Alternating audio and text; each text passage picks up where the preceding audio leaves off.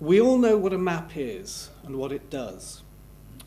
It shows us a more or less accurate depiction of the whole or part of the surface of the Earth. But have you ever stopped to consider how and why maps are made? Are they really value-free, purely scientific works?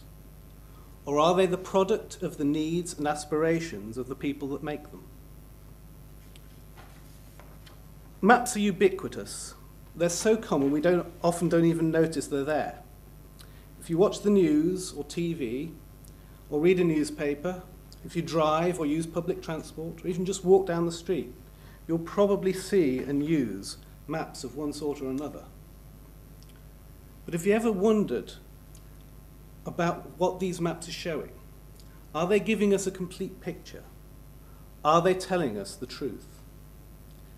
This afternoon, I'm going to use some examples from the library's extensive map collection to show that these everyday tools, which we take for granted, are not value-free.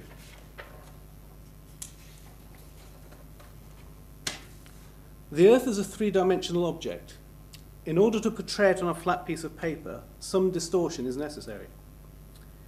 It is also necessary to be selective in what is shown. The smaller the scale of the map, the less detail can be shown. But the choice of what to show and what to leave out lies with the mapmaker. The map is not reality. It is a representation of reality as perceived by the mapmaker. In his book, How to Lie with Maps, Marc Monmonier states, not only is it easy to lie with maps, it's essential. For example, the Earth is a spheroid. In order to show this curved three-dimensional surface on a piece of paper, it is necessary to distort the image. This distortion is achieved through one of many map projections. Each different map projection is a compromise between keeping shapes and distances accurate and keeping areas equal. Here are some examples. The Mercator projection, which I'm sure you've all heard of, was designed for navigational purposes and accurately depicts shapes and distances, but dramatically distorts the relative sizes of landmasses. For example, Greenland, up here, appears to be much larger than Africa. Actually, Africa is 14 times as large as Greenland. Another problem is that you can't actually show either pole on this map. These problems make this projection a poor choice for a world map, but in variant forms it is still used for many larger scale maps, including the Ordnance Survey maps of Great Britain, where the size distortion over a small area is not significant. The Gall-Peters projection is specifically designed to show the relative sizes of landmasses accurately. Unfortunately, it distorts their shapes. This is especially noted by the elongated shapes of Africa and South America here. This projection can be useful in world maps to show the true size of the continents, but is not generally used for larger scale maps because of its distortion of shape and distances. Neither projection is more correct than the other. They are simply created for different purposes. These days, most published world maps use a projection which is somewhere between these two extremes, such as the Robinson projection.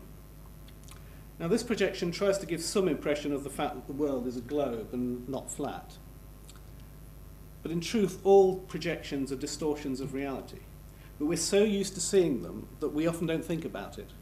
In addition to distorting reality, they also distort our perceptions. To take a common example, flying from London to New York, looking at this map, what do you think the shortest route is? You'd think the shortest route is a straight line, like that. But it isn't. In fact, the shortest route looks more like this. The reason for this is simple. We're looking at the map as a flat object, but the world is really round. What we perceive as a straight line isn't. What we see as a curve is in fact a straight line.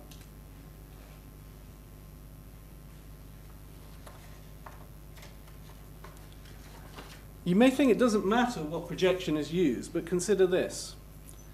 The distance between Russia and North America looks quite far on this map. Indeed, by sea, the distance is quite far. But now look at the world in a different way. As you can see, the distance is actually a lot shorter. And unlike ships, missiles and bombers can fly to their targets over the pole. In both Russia and the USA, images like this radically altered the perceived threat from the other superpower during the Cold War. Map projections are not the only way in which map makers are forced to distort reality.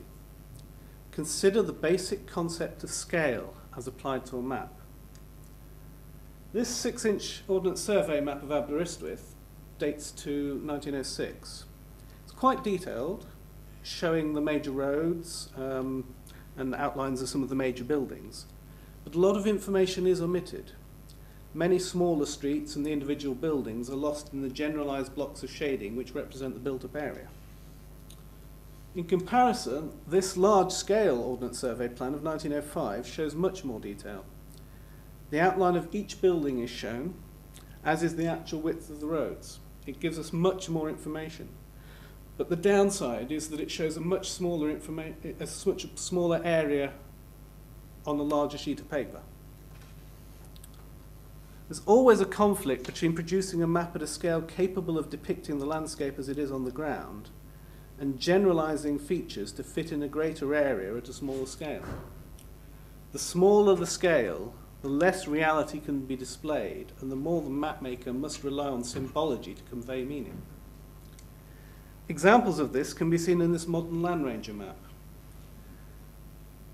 At this scale, the station is now just a red circle, and crosses mark the locations of churches and chapels.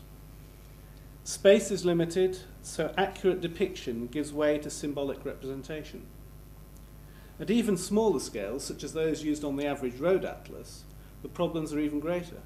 The widths of the road shown on the map are much greater than in reality. Again, this is a necessary distortion, without which the map would be useless. So we've seen a couple of examples of how map makers have to distort reality in order to do their job. But there are other ways in which maps don't always match reality. The task of manually surveying the ground in order to create a map is complex and time-consuming. Unfortunately, the rest of the world doesn't stop and wait for you to finish.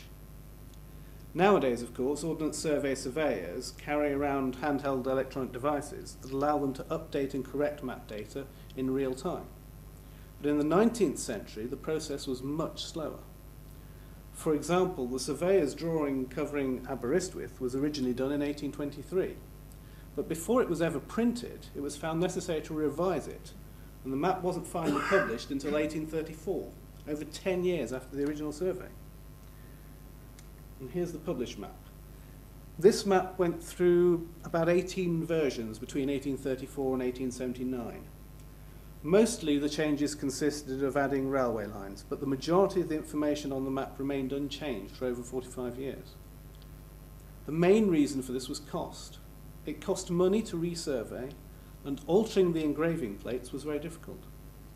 The result is that many of the original Ordnance Survey maps show railway lines passing through the countryside as it existed decades before the railway was built. This has led to some examples of railway lines ending in the middle of nowhere because nobody added the surrounding industrial and urban development that the railway was built to serve.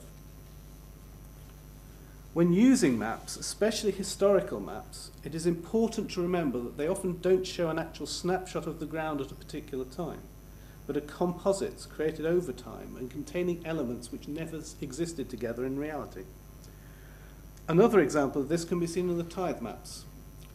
Some of them were based on old estate surveys, and rather than showing the landscape of the mid-19th century, actually show it as it was in the late 18th century. This rather sketchy tithe map of Llandorc is copied from a map which was nearly 40 years old. Some tithe maps were based on even older information. Another thing to say about the tithe maps is that the information shown is often very selective. The maps were made for a particular purpose, and much ordinary topographic information is consequently left off.